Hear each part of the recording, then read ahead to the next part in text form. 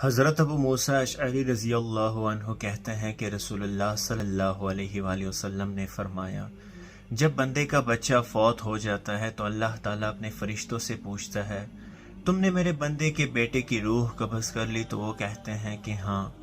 پھر اللہ رب ذوالجلال فرماتا ہے، تم نے اس کے دل کا پھل لے لیا؟ وہ کہتے ہیں ہاں۔ تو اللہ تعالیٰ پوچھتا ہے، میرے بندے نے کیا کہا؟ وہ کہتے ہیں، اس نے آپ کی حمد بیان کی اور انا للہ و انا الیہ راجعون پڑھا۔ تو اللہ تعالیٰ فرماتا ہے، میرے بندے کے لیے جنت میں ایک گھر بنا دو اور اس کا نام بیت الحمد رکھو۔ سنن ترمذی 1021 حدیث کا حوالہ ہے۔